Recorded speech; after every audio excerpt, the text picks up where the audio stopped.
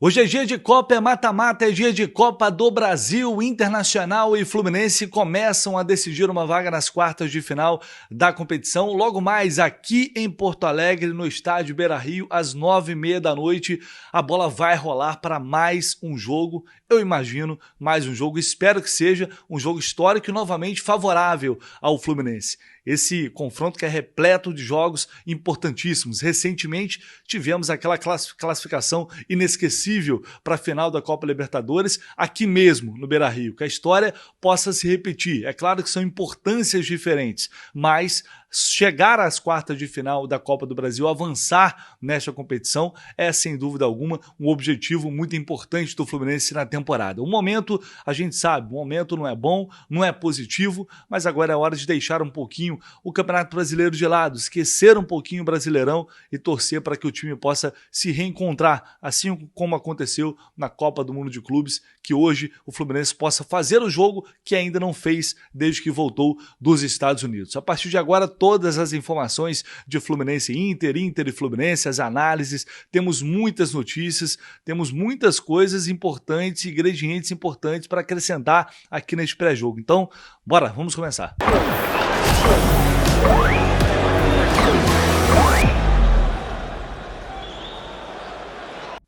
Bom, para começar esse pré-jogo aqui, eu queria propor, na verdade, uma trégua.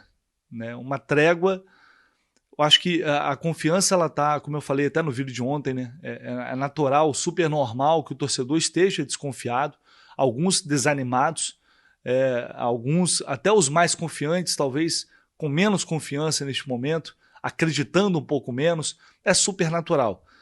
O torcedor também é reflexo daquilo que o time faz em campo. Mas hoje é uma história diferente, é uma competição diferente.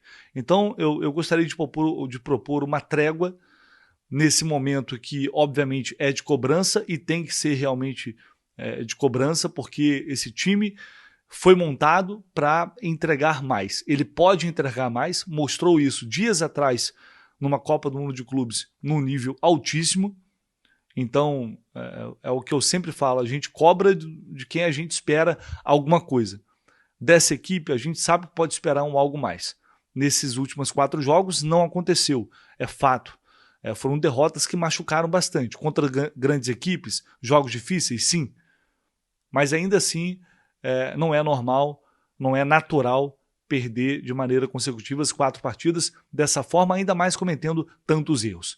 Então, o que eu gostaria de propor uma trégua nesta cobrança, e eu acho que hoje é um jogo da gente, pra gente, claro, o torcedor naturalmente vai fazer isso, seja aqui em Porto Alegre, seja em casa, vai apoiar, e eu acho que a gente tem que realmente acreditar, porque o futebol tende a essas coisas. Né?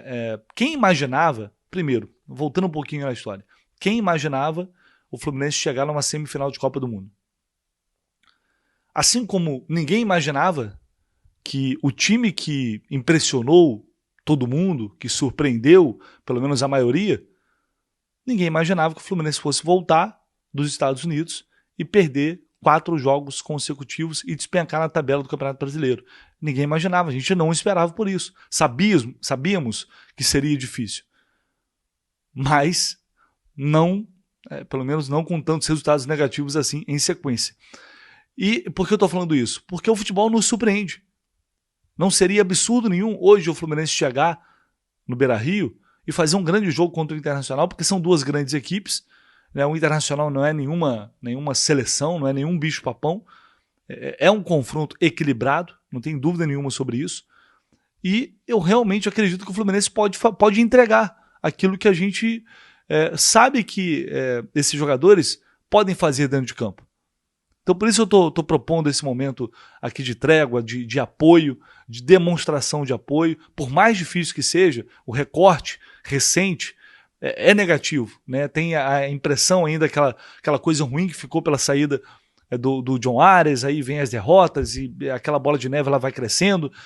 Mas cada jogo tem a sua história, cada competição tem a sua história. Hoje começa uma história diferente, portanto. Mata-mata, são grandes confrontos, grandes jogos, grandes times. A história que está sendo contada no Campeonato Brasileiro nada tem a ver com a história que vai ser contada na Copa do Brasil e também na Copa Sul-Americana. Alisson, mas o Fluminense pode ser eliminado pelo Inter e aí vai dar tudo na mesma. Pode. Mas esse jogo também pode marcar uma reviravolta na temporada, ou não vou dizer na temporada, né? Porque não é uma temporada, é um momento realmente ruim. Isso pode marcar uma reviravolta neste momento ruim, um ponto de partida, zerar, virar a chave, fazer com que o time volte a ser competitivo, volte a acreditar, se encontre ou se reencontre. O futebol ele te dá essa oportunidade. Há jogadores que às vezes estão em baixa, recebem uma chance, o cara vai lá, joga pra caramba e passa a ter mais minutos. Há um time que às vezes está em baixa, está desempenhando mal, pega um adversário mais forte, vai lá, consegue ganhar, ganha um clássico e de repente engata uma sequência positiva de novo. A minha esperança, pelo menos, está nisso. Eu não vou vir para cá, sinceramente, eu não vou sair do Rio para vir para cá, nessa correria que a gente faz para entregar uma cobertura legal a vocês, não acreditando.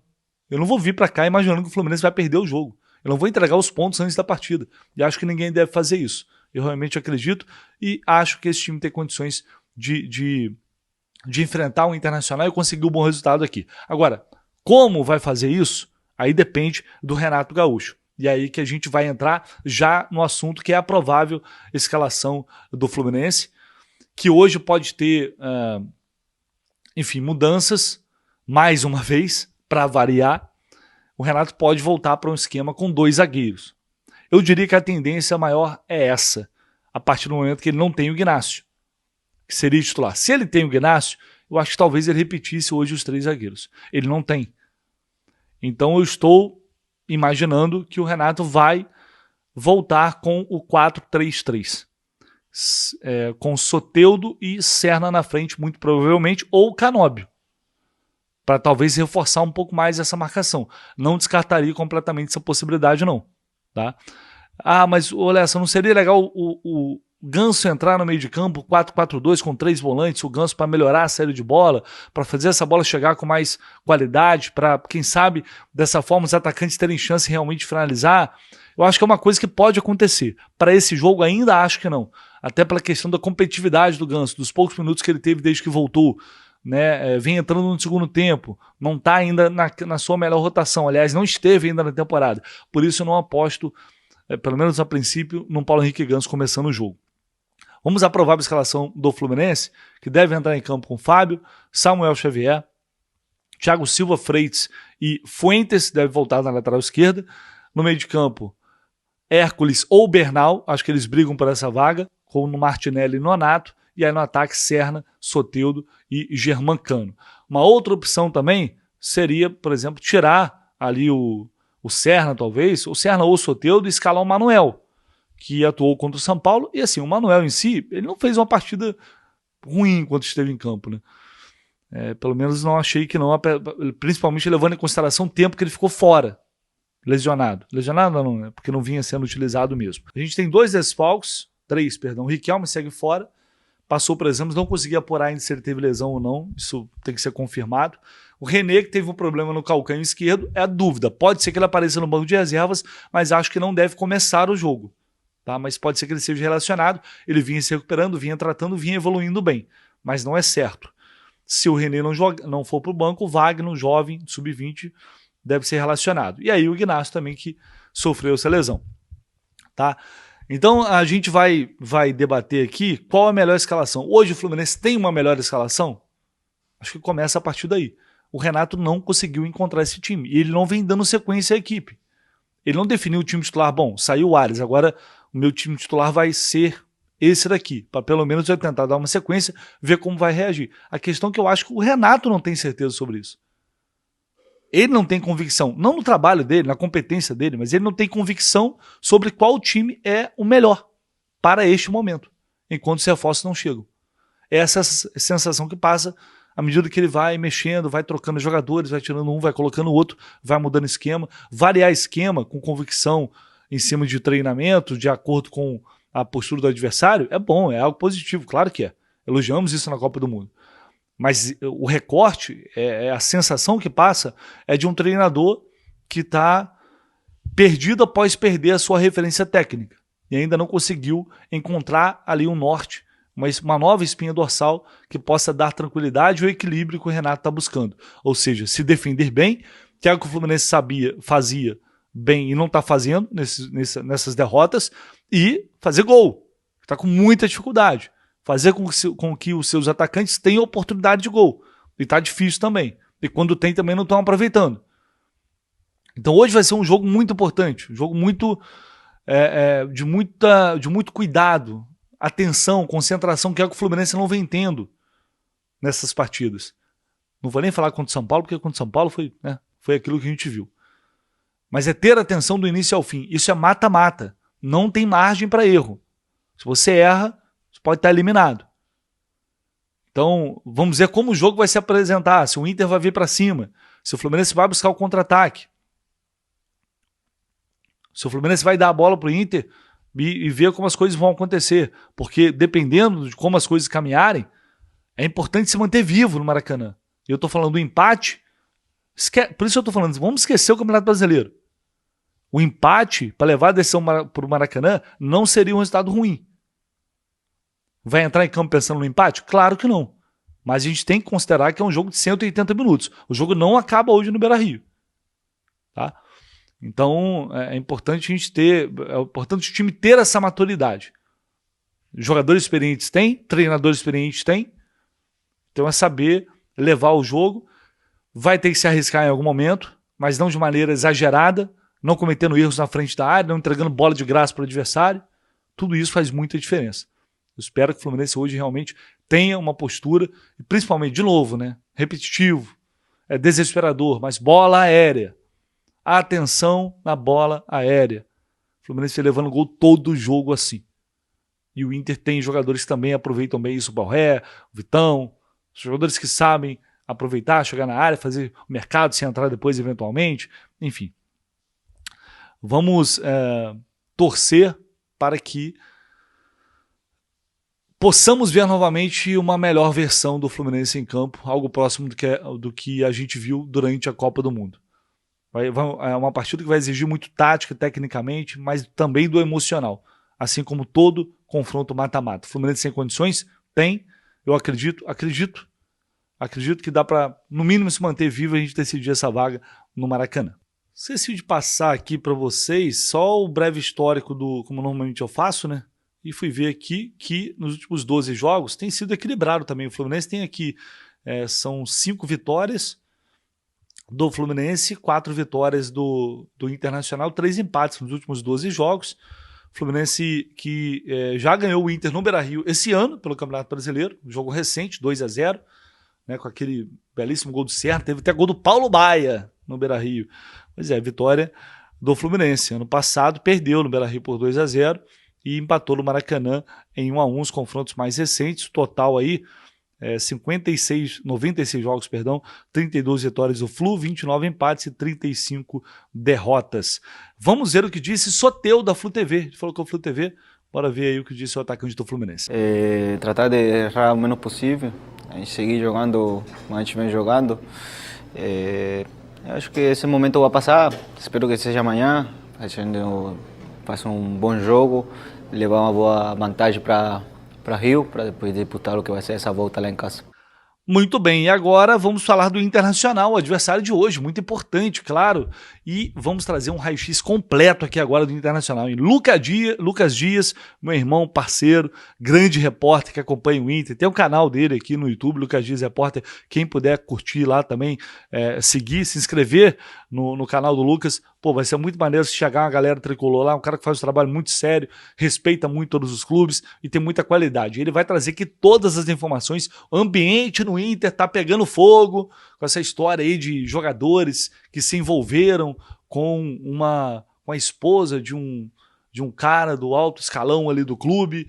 O bicho pegou ontem, o noticiário do Inter ferveu. E por isso eu convoquei meu amigo Lucas Dias para falar sobre todo esse ambiente com a provável escalação e os detalhes do adversário desta noite. Fala aí, irmão. Salve, Lessa, tudo certo? Um abraço para ti, para toda a tua audiência aqui no YouTube. Bom, bora falar desse Internacional para o jogo de logo mais 9h30 contra o Fluminense aqui na gelada Porto Alegre. No momento que eu tô gravando esse vídeo, 9 graus marcando, tá? e a gente está falando de uma sensação térmica de, no momento, 5 graus. E deve ser mais ou menos essa temperatura na hora do jogo. Uma noite gelada, bate muito vento no estádio Beira-Rio. Para quem já veio, sabe que o estádio fica à beira do Rio Guaíba, então bate mais vento do que em outros pontos da cidade de Porto Alegre, então vai ser um frio absurdo, e a gente está vivendo os dias mais frios do ano nesse período de julho aqui em Porto Alegre. Porto Alegre é a cidade, né, dessa que faz frio até quando tá calor, é impressionante. Bom, vamos lá, cara, sobre esse Inter, é um Inter que, assim, ele viveu muitos altos e baixos durante a temporada, mais altos do que baixos. Teve um título gaúcho invicto, com o pé nas costas, ganhando e patrolando o Grêmio nas 2 finais da competição. Um Inter que foi líder da fase de grupos da Libertadores, naquele que foi considerado o grupo da morte, teve altos e baixos durante a competição, teve a derrota para o Atlético Nacional, em que o Inter tomou uma surra de 3-1, mas poderia ter sido mais, foi amplamente dominado lá na Colômbia, teve o 3-3 que saiu perdendo por 3-0 em casa para o Nacional de Montevidéu aqui em Porto Alegre, mas depois retomou, ganhou a maioria dos jogos, venceu o Bahia, Nacional fora de casa, tinha ganhado de 3-0 do Atlético Nacional da Colômbia jogando no Beira-Rio. E dentro do Campeonato Brasileiro ficou um mês dentro da zona de rebaixamento, melhorou agora depois do Super Mundial, 4 jogos, 3 vitórias e um empate, que foi agora contra o Vasco, poderia ter virado o jogo, porque teve 30 minutos de um grande apagão, que o Vasco dominou o Inter, mas o restante do jogo o Inter amassou o Vasco, poderia ter virado o jogo, mas até acho que o empate naquele jogo ficou de bom tamanho agora no último final de semana no Beira-Rio. Bom, então é um Inter de altos e baixos, mais altos do que baixos, mas é um Inter que ainda não é 100% confiável, tá? Lessa e grande audiência que está aqui nos acompanhando no YouTube. É um Inter que ainda não é 100% confiável, apesar do Roger também ter feito um bom trabalho, 16 jogos de invencibilidade no Brasileirão passado, chegando no meio da temporada no Inter.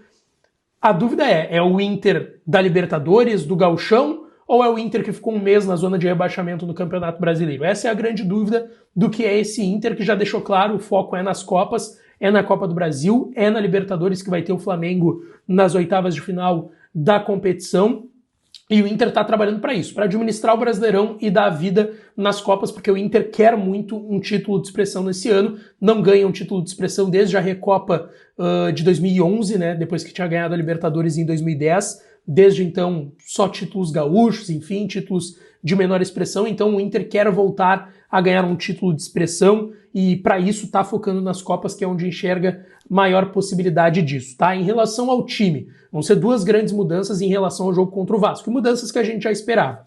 O Vitão, principal zagueiro do Inter, volta à zaga, ele estava suspenso para o jogo contra o Vasco da Gama, o Inter jogou com Cleiton Sampaio, que é 4ª, 5ª opção do Roger, ele só jogou porque o mercado é canhoto, assim como o Vitor Gabriel, que é o titular ao lado do Vitão, então o Vitão volta à zaga do Inter, e o Carboneiro, ponta esquerda do Inter, que veio do Racing, colombiano, tá jogando muito, fez o gol do empate contra o Vasco e vinha sendo importante antes da parada para o Mundial e depois também fez gol contra o Santos também. E o Carboneiro, ele pediu por desgaste físico, ele estava voltando de uma lesão, para começar no banco contra o Vasco, e aí jogou o garoto Gustavo Prado, que é da base do Inter. Então o Carboneiro volta ao time titular do Internacional, vai ser um time que não deve fugir de Rocher no gol, Brian Aguirre, que está muito bem, está voando, argentino que veio do Lanús na lateral direita, Vitão e Vitor Gabriel a zaga, e na lateral esquerda o Bernabé. No meio de campo, Thiago Maia, ex-Flamengo primeiro volante, mais à frente o Bruno Henrique, de um lado o Wesley, do outro o Carboneiro, o grande nome do time, camisa 10, capitão Alan Patrick centralizado, e na frente o goleador do Inter, o colombiano Rafael Borré. Não vai fugir disso o time do Internacional, mais de 40 mil torcedores são esperados no estádio Beira-Rio, a principal torcida do Inter, a organizada, a Guarda Popular, né, que é considerada uma barra brava aqui no Rio Grande do Sul, ela estava suspensa por brigas internas nos últimos 2 jogos, então foi um clima bem diferente, de um Beira-Rio mais silencioso nos últimos 2 jogos do Inter. Agora eles voltam à ativa, vão estar no estádio e a expectativa é de um grande jogo, tem se preparado uma grande festa para esse jogo contra o Fluminense e o jogo contra o Flamengo do dia 20 de agosto pela Libertadores aqui em Porto Alegre, no estádio Beira-Rio, e a expectativa está muito grande, viu, Lessa? Aqui em Porto Alegre, para que o Inter consiga avançar por esse Fluminense. Tem uma rivalidade ali entre o Renato, que é um ídolo histórico do Grêmio, o maior rival do Inter, e tem uma ideia, tá, aqui, de que o Fluminense é um muito bom time, até em determinado momento assustou a torcida do Inter, a grande campanha que o Fluminense fez no Super Mundial, mas se tem um entendimento aqui, tá, Alessa, de que o Fluminense é um bom time, mas que o Inter tem sim condições de ganhar. o torcedor do Inter, a imprensa aqui no Rio Grande do Sul, o próprio Inter, pelo que a gente tem conversado com alguns dirigentes, não enxergam um grande favoritismo do Fluminense. Enxergam que é um confronto equilibrado e que dá sim para o Inter avançar de fase. Tá certo, amigo? Beijo para todo mundo aí que está acompanhando aqui o canal. Um abraço e que tenhamos um grande jogo hoje à noite. Amigo, vamos ver. Esse Internacional do Roger Machado, né? Um jogo em que marca um reencontro de Renato Gaúcho pra gente, Renato Portaluppi para eles, o terror do Internacional, né? O Renato tem o Inter como um grande rival, enjoou de bater no Inter aqui, os caras odeiam ele também, então com certeza vai um jogo que mexe com o Renato, isso pode ser bom. É um jogo que mexe particularmente com ele. Então eu espero que essa postura, que essa situação possa, de alguma forma, ajudar o Fluminense nesta noite. E o Roger Machado, que já foi técnico do Fluminense, já foi campeão pelo Fluminense, enfim, acho que vai ser um confronto bastante interessante. Sim, Inter é um time que tem qualidade, tem jogadores qualificados, jogadores muito importantes, já conhecemos bem. Vamos ver o que vai acontecer logo mais no Beira-Rio, mas certamente temos ingredientes bem interessantes para esse confronto. A arbitragem aqui para a gente finalizar o nosso super pré-jogo de Internacional e Fluminense, apita o jogo o Rodrigo José Pereira de Lima, árbitro de Pernambuco, auxiliado pelo Vitor Hugo dos Santos do Paraná e o Francisco Chaves Bezerra também de Pernambuco. O VAR vai ser o Hilbert Estevam da Silva, que é de São Paulo. Ele apitou do Fluminense até agora 6 jogos. Foram 4 vitórias e 2 empates. O retrospecto está positivo. Esse ano apitou a vitória do Vasco. A vitória do Fluminense sobre o Vasco por 2-1 no Maracanã. E também apitou mais 2 partidas. A vitória sobre o Corinthians em São Paulo e a derrota para o Fortaleza no Castelão por 2-0. É o histórico mais recente deste árbitro apitando partidas do Fluminense. Partida que terá transmissão do Sport TV, da Globo, do Premier, e você acompanha, claro, a nossa transmissão, Jornada KTO 1902, sempre lado a lado com o Fluminense. Onde o Fluminense estiver, a gente estará lá também. Não vai ser diferente hoje com a nossa equipe, eu, Gabriel, Fio, direto aqui de Porto Alegre, nossa equipe do Rio de Janeiro, acompanhando. Vocês vão acompanhar do lado de fora aqui do Beira-Rio, a chegada do torcedor do Fluminense, toda a cobertura no pré, durante a transmissão, em áudio. Você pode assistir o jogo, fica à vontade, mas deixe o áudio com a gente, na nossa transmissão. E claro, todo o pós-jogo com as entrevistas coletivas, zona mista e tudo mais como vocês já estão acostumados. Nos vemos mais tarde. Um abraço, tamo junto, vamos que vamos.